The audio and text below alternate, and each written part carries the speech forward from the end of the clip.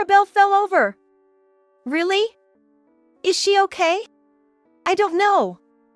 I heard at school she just collapsed during swim class. My daughter, Mirabelle, had suffered from hyperventilation during her swimming lesson and was rushed to the hospital. When I arrived at the hospital, Mirabelle was sound asleep. Seeing her peaceful face, I felt a sigh of relief. Susie! How is Mirabelle? Is she all right? My husband, Sean, had rushed over after hearing the news. She's just settled down and sleeping now. Don't worry, the doctor replied, but his expression was somehow grim. Doctor, please tell me straight. As I urged him, almost scolding, the doctor seemed to make up his mind and asked, "What's your daughter's relationship like with her grandparents?" "What do you mean by that?" "I'm asking if she gets along well with her grandparents," the doctor reiterated. Taken aback by the sudden question, I was at a loss for words. "Hey, stop insulting my folks," Sean said, trembling with anger. I could see the veins on his forehead, signaling his rising anger. "What's wrong with you?" I was surprised at my usually stoic husband's emotional display. "Well then, I'll tell you." The shocking truth that the doctor revealed made me realize my powerlessness as a mother. My name is Susie Nathaniel, a 42-year-old office worker. Currently, I live with my husband Sean, our elementary school daughter Mirabelle, and my in-laws, making us a family of 5. We used to live separately from my in-laws. However, my job pays well but often requires me to work late, especially during busy periods. Sean, being in a managerial position, often prioritizes his job as well. Sean, who was raised by education-focused parents, has always been career-driven, constantly pursuing greater heights. Even after coming home, he would bring work home, a real workaholic. Consequently, both Sean and I often made Mirabelle feel lonely. Having enough income is good, but this way, Mirabelle is suffering. I said with a sigh during one of our discussions, to which Sean proposed an idea. "If you're okay with it, Susie, why don't we live with my parents? They've been asking us to do so for a while now." Sean's father, Anthony, was a long-time employee at a major corporation. And his mother, Emily, was an educator at a prestigious middle school until Sean was born. But Anthony retired early due to a worsening chronic illness. And Emily, after quitting her teaching job, had been supporting the family as a homemaker and recently started part-time work. We, the couple, had been sending a fixed amount of money to my in-laws every month. "I was thinking about renovating our family home into a duplex too. Seems like the perfect opportunity. Yeah, living in a house with a yard would be better for Mirabelle than our current apartment. She can have more freedom. Mirabelle's school would be better surrounded by nature than in the city." Every night, after Mirabelle went to bed, we continued our discussions and then reported our decision to my mother-in-law over the phone. "So, that's the plan. Is that okay with you?" "We're more than happy to have you. In fact, we've been hoping you'd ask." "I'm glad to hear that, Emily. It's a relief." Thus, our two-family cohabitation proceeded at a brisk pace. We renovated the in-laws' house, making the first floor for them and the second floor for our family. We generally didn't enter each other's spaces, but we made sure we could always reach each other by not installing locks on the doors. Even if my husband Sean and I come home late from work, Mirabelle dines with her grandparents on the first floor, so she won't feel lonely anymore. Still, every morning when I leave for work, I can't help but feel a bit guilty towards my in-laws. "Emily, thank you for looking after Mirabelle." While Sean and I are at work, my in-laws always help Mirabelle with her studies. It's no big deal. That's right, Susie. Mirabelle is our beloved granddaughter, too. Don't worry about it, Anthony said, laughing heartily. "Mirabelle, be a good girl and listen to your grandparents, okay?" "Okay, I got it." "Then, Emily, Anthony, please look after Mirabelle." Having such reliable in-laws, I felt more at ease to focus on my work than ever before. 3 months after we started living together, I came home early from work one day and found Mirabelle crying and hugging me. What's wrong, Mirabelle? Why are you crying? Mirabelle clung to me without lifting her face. Emily came after Mirabelle and said, Mirabelle seems really happy to see you, trying to stroke her head. But Mirabelle shook her head vigorously, showing she didn't like it. Emily smiled sadly. Mirabelle, that's not good. You always get help from your grandma with your studies. Don't show such an attitude, it's not nice to your grandma. It's probably just a phase where she wants to be more with her parents, right, Mirabelle? I'm sorry, Emily. It's okay, I'm not bothered by it. Emily continued to smile gently. Mirabelle was working hard on her studies just now. Such a smart girl. When Emily tried to stroke her head again, Mirabelle shook her head vigorously in refusal. Mirabelle. Mom's gonna get mad. Say sorry to Grandma, okay? When I scolded her, Mirabelle reluctantly turned her face to Emily and apologized in a trembling voice. Sorry, Grandma. Mirabelle usually seemed very fond of her grandparents, so I didn't think much of it, assuming she just didn't want to study. I'm sorry too, Mirabelle. Emily said, with what seemed like tears in her eyes, but quickly laughed it off saying, I think I got something in my eye. As time passed, I noticed something was off not only with Emily but also with Mirabelle. Even before we moved in with my in-laws, Mirabelle often played alone, but she had never clung to me crying like that before. Yet, she showed such an attitude towards her kind and affectionate grandma. Maybe Mirabelle is struggling with something we adults can't understand. Just before bedtime, I discussed it with Sean. If I cut back on work, I could spend more time with Mirabelle, and she wouldn't feel so lonely. What's with this all of a sudden? We've talked about this many times. Mom and Dad are looking after her, so it's fine. But even if Emily and Anthony are great, they can't replace a mother. Are you saying you can't rely on them? Sean frowned at me. A look I often saw when he was displeased. That's not what I'm saying, just. Anyway, let's leave Mirabelle's care to Mom and Dad. Saying that, Sean turned his back to me as if it was too bothersome to continue and fell asleep. When winter came, my busy work schedule finally slowed down. I'll do the dishes, Emily. You rest. Oh, really? Aren't you tired from work? It's relatively calm now, so I can do laundry and cleaning on my days off. Really? Well, I'll take you up on that and watch some TV. I decided to devote myself to housework, making up for lost time. Sean seemed as busy as ever with his work.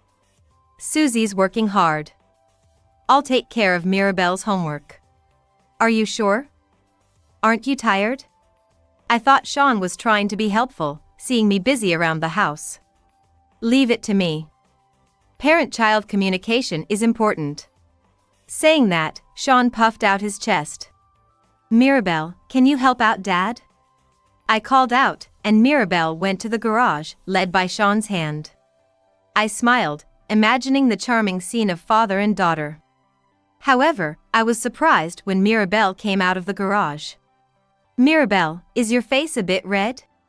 Her face seemed unusually flushed. Mirabelle, looking up at Sean, kept her mouth shut and didn't answer. What's wrong, Mirabelle? Why are you quiet? She probably helped out too hard and got tired. Her head's probably all fuzzy. Sean answered for her. Are you really okay? I kept asking, worried, but each time Mirabelle just glanced at Sean's face and nodded, yeah, I'm fine. From that day on, Sean started to bathe Mirabelle almost every day, no matter how busy he was with work. However, each time after the bath, Mirabelle's face seemed unusually red. Could she be sick? Maybe we should take her to the doctor. That's an overreaction. Mirabelle is fine, right? You don't feel any pain, do you? Yeah, I'm fine. See, Susie, you worry too much. Sean said, dismissing my concerns about our daughter with a laugh. At that time, I still hadn't realized the extent of my daughter's suffering. Time went on, and the next summer came. swimming lessons had started at Mirabelle's elementary school. Mirabelle had always loved playing in the water since she was little, and even as she grew older, she always looked forward to her swimming lessons every year. That's great, Mirabelle.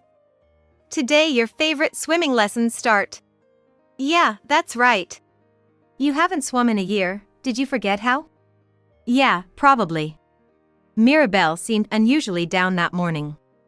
The Mirabelle who had always eagerly awaited the arrival of summer didn't smile even once that morning. I thought she might be a bit nervous about returning to the pool after so long, but her expression seemed more fearful than nervous. Mirabelle, are you okay? I'm okay, Mom. Don't worry. Mirabelle forced a stiff smile. You're not forcing yourself, are you? If you feel bad, Mom can call the school and you can stay home. I'm fine, Mom. Go to work. Okay, Mirabelle. Mom's off to work now. Bye, Mom. Mirabelle waved me off with a smile. But her smile still seemed forced. She'll be fine. Emily and Anthony are there, after all. Reassuring myself, I decided to focus on my work. Returning to the office after lunch. Susie, it's urgent! The school called, and Mirabelle has collapsed from hyperventilation. She's been taken to the hospital. My colleague rushed up to me with alarming news. What? Mirabelle has. Go to her quickly. Momentarily paralyzed by shock, I was spurred into action by my boss's encouragement and hurried to the hospital in a taxi. On my way, I contacted Sean. Mirabelle has collapsed. Is that true? Is she okay? I don't know. The school said she suddenly collapsed during her swimming lesson. What's the school doing? If something serious happens, they'll have to take responsibility. Now's not the time for that. I'm on my way to the hospital where Mirabelle has been taken. Got it. I'm heading there too. Even Sean, usually focused on his work, seemed truly alarmed this time. When I arrived at the hospital, Mirabelle was peacefully sleeping in her bed. Seeing her sleeping face, I felt a wave of relief. Mirabelle. I felt dizzy, as if the tension that had been holding me together snapped. Hang in there. Supported by a doctor standing nearby, I managed not to fall. Susie! How's Mirabelle? Mirabelle is. I tried to answer, but my words were tangled. She's just settled down and sleeping now. Don't worry, the doctor calmly replied. Doctor, thank you so much. I said, tears of relief streaming down as I bowed to the doctor. However, the doctor didn't show a smile.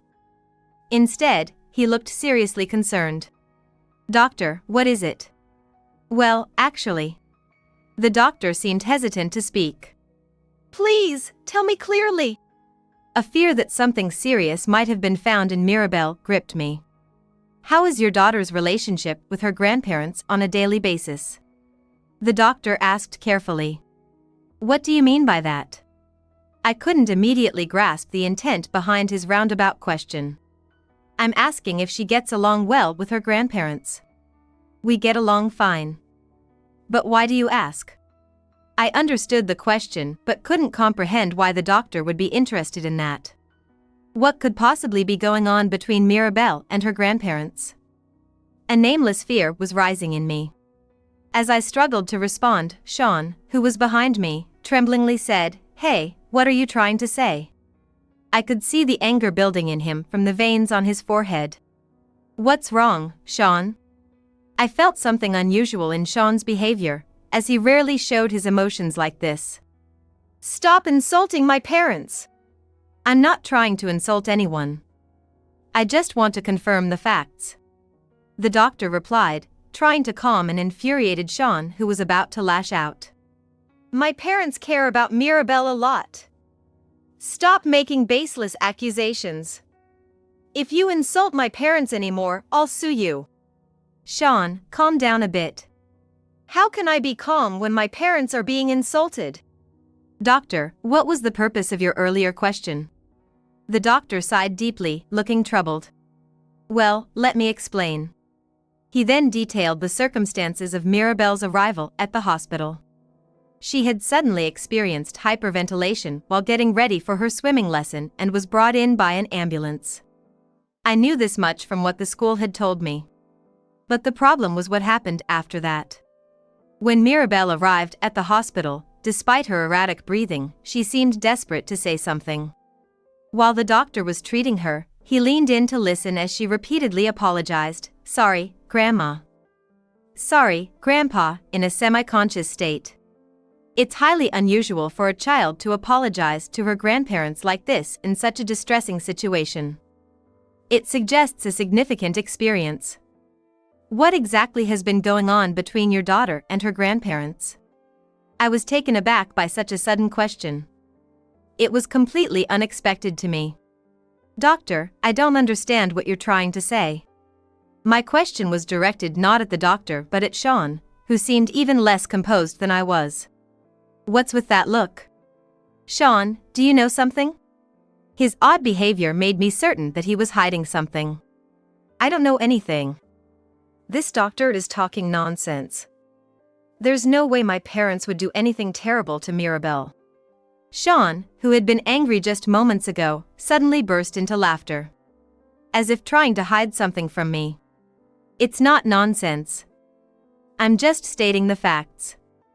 Moreover, I have never said that your parents did something terrible to your daughter. All right, I'll be clear. I believe there's a possibility that your daughter has been suffering at the hands of her grandparents. That's why I've already contacted Child Protective Services. Don't do such things on your own. As a doctor, it's my duty to contact relevant authorities if there's any suspicion. The doctor stood firm in his response. Mirabelle woke up, perhaps disturbed by the adults' heated discussion. Mom? Mirabelle, you're awake. Good. I rushed to her and hugged her tightly as she sat up. You can take her home today, the doctor said, to which Sean responded, of course. I can't leave her with this nonsense, doctor. Let's go home, Mirabelle. He grabbed Mirabelle's hand, trying to make her walk forcefully. Don't touch her. Without thinking, I pulled Mirabelle's hand away from Sean. A tense atmosphere developed between Sean and me, but my primary concern at that moment was for Mirabelle's well-being. In the taxi on the way home, Sean continued to grumble, that doctor is just lying, trying to make my parents look bad. I couldn't take his words seriously and remained silent. What's wrong? Do you suspect my parents too? It's not that, but... Mirabelle! Grandma and Grandpa didn't do anything bad to you, right? No. They didn't. See?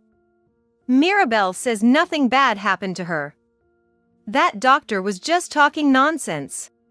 I could tell that Mirabelle's response wasn't voluntary. She was clearly coerced by Sean's domineering attitude. Seeing Mirabelle's frightened face, I began to wonder what might have happened between her and my in-laws. Something terrible and frightening must have happened to Mirabelle, something she couldn't even tell me about, something serious.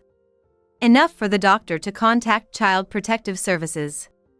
But confronting them directly would only lead to denial.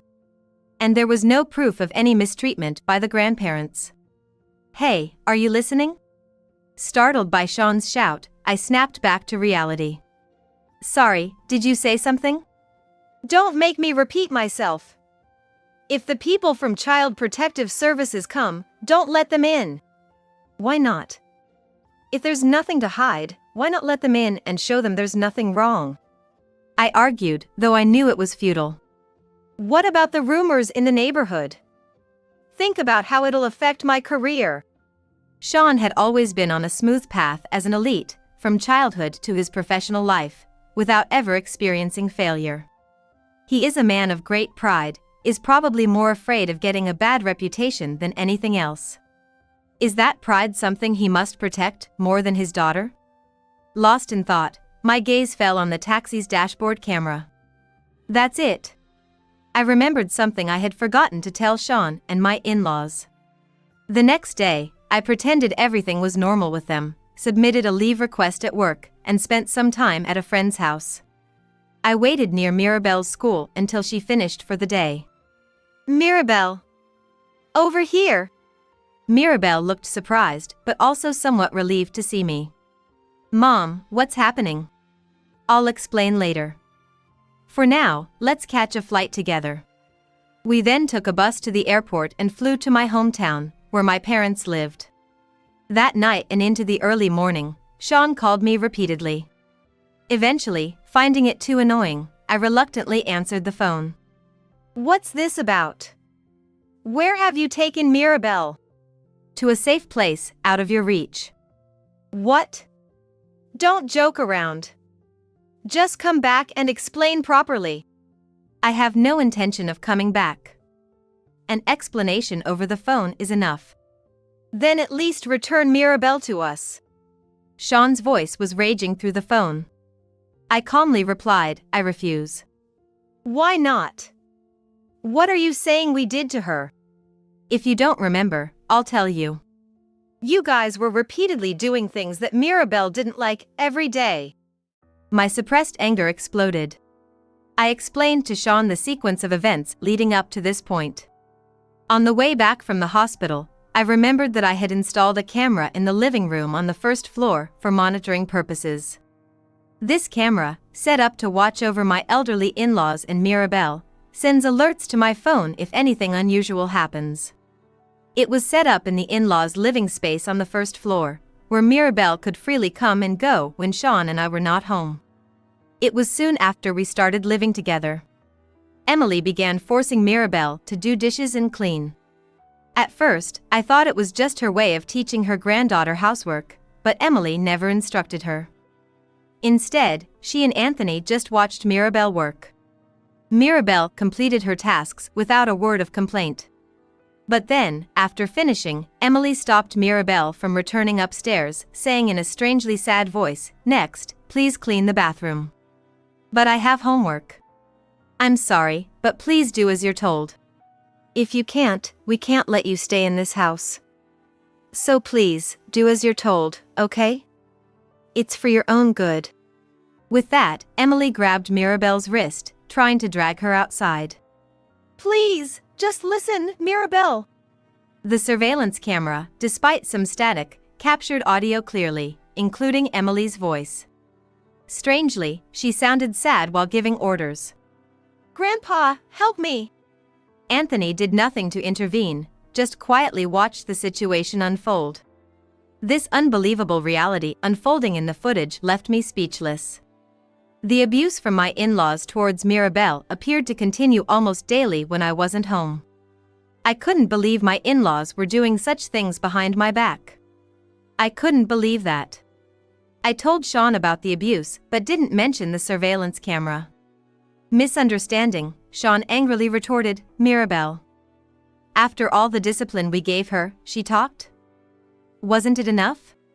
So, you were the root of all this? What? I only mentioned the grandparents' behavior, not that you were involved. You tricked me. That's despicable. Which is worse, tricking someone or doing such things to a little girl? I remembered the days Sean took Mirabelle to garage. I also know what you were doing to Mirabelle in the garage. I didn't have solid proof, but I decided to test the waters. It was education. She didn't want to study anymore, and she was satisfied with just 90 points on a test, so I thought I'd re-educate her a bit. Re-educate? How can you even say that? Mirabelle is terrified. I just told her not to get out of the car until she could answer the questions I gave her correctly. Sean unwittingly revealed the truth. You were really angry at the hospital when the doctor asked about Mirabelle's relationship with your parents. But it wasn't because you were protecting your parents. You were afraid that they would find out that you forced them to do something they didn't want to do. You refused Child Protective Services involvement for that reason, didn't you? The surveillance camera footage had recorded Sean threatening his parents. It was clear they weren't mistreating Mirabelle willingly. Mirabelle's face was always red after coming out of the garage because Sean wouldn't let her out for a long time. The traumatic experience of the garage probably made Mirabelle extremely reluctant to go near water. Then, on the day of the swimming lesson at school, Mirabelle's mere attempt to enter the pool brought back the painful experience and caused her to hyperventilate. Because of you, she can't even enter the pool she loves. So what? You don't understand how I feel. I don't even want to know. My father was an elite employee, and my mother was a respected educator. Compared to them, I was always ridiculed for the slightest drop in my grades when I was a child. I didn't want to feel that misery again. That's why I was strict with Mirabelle, to ensure she didn't go through the same. That's education. Saying that, Sean burst into a sinister laugh. When my father had to retire early due to illness and they came to me for financial help, I was inwardly thrilled. I thought I had finally turned the tables on them. I told them I'd support them financially, but in return, they had to discipline Mirabelle strictly. That was my condition for agreeing to live together. Hearing Sean's twisted inner thoughts sent chills down my spine. I recorded this phone call. And it's not just that. The surveillance camera has recorded you threatening your parents, both in action and voice. I'm going to use this evidence to protect Mirabelle. You're finished. Wait. We can talk this out. Sean started to panic at the end, but I had nothing more to say to him. I hung up the phone and blocked his number. I took the surveillance footage, the phone recording, and the medical report from the hospital to the police and Child Protective Services. This is serious. The video and audio clearly present the evidence, said the responding officer, promising immediate action. Later, I was shocked by a new revelation from Mirabelle. When I asked her why she hadn't confided in me earlier, she tearfully replied, "Dad said if I didn't behave, he'd make you, Mom, who's always busy with work, go through the same." I didn't want Mom to suffer. She had always been threatened by her own father. And to protect me, she had to keep her fears and insecurities bottled up inside her still young heart. I could not believe that she was trying to protect me, her mother, even though she herself must have suffered the most. I couldn't help but notice my daughter's pain. Am I still a mother? Cursing myself for being so unworthy, I hugged my daughter tightly as she sobbed. I'm sorry, Mirabelle. Mom was wrong. It's not your fault, Mom. You saved me. Feeling the warmth of her voice, I couldn't stop my tears. Of course, I did. I'm always on your side, Mirabelle. No matter what happens, I won't let you face it alone. I love you and will always protect you. I vowed to never let her experience such sadness again. In the end, Sean was arrested for abuse based on the doctor's report and the recording of our phone call, but my in-laws were shown leniency due to their circumstances. One day, after some time had passed, my gaunt-looking in-laws visited my parents' house. We're so sorry, Susie. Mirabelle. It's too late for apologies now, but we're truly sorry. We knew it was wrong but couldn't refuse Sean's demands. We're terrible parents. Please, lift your heads. Dad, Mom. The surveillance footage shows you were forced by Sean to do those things to Mirabelle. Honestly, I had feelings of blaming them. But blaming them wouldn't change anything. Perhaps sensing my feelings, Anthony kneeled. Despite his painful legs, twisting his face as he bent down. Even if we were coerced, what we did to our dear granddaughter can't be undone. We're not looking for forgiveness. We just wanted to apologize to you and Mirabelle. Maybe we just wanted to ease our own guilt. Mirabelle ran up and gently stroked their backs. Grandpa, Grandma. I'm not angry. Thank you for tutoring me. Their tears fell, and they couldn't look up at their granddaughter. As if saying they didn't deserve to face her. Mirabelle told them, "You can come to see us any time," but they never showed up again. 5 years have passed, and Mirabelle is now a middle schooler. She and I are living under the watchful eyes of my parents. I've explained the situation to my company and switched to mostly remote work. If Sean shows up, the local police will handle it, but I still can't shake off the anxiety. I've attended self-defense seminars and stocked up on security gadgets, fortifying our home's defenses. I'm vigilant about Mirabelle's safety, always accompanying her to and from school. She's gradually regaining her smile. Recently, she's taken to helping my dad with his gardening hobby. Grandpa, look at this huge potato we harvested. Wow, that's a big one. Mirabelle, how about making stew with Mom tonight? Okay, let's do that. My parents seem rejuvenated, both in spirit and appearance, since living with Mirabelle. Just as she tried to protect me, I'm now determined to protect her with all my might. I thought as I gazed at Mirabelle's carefree smile.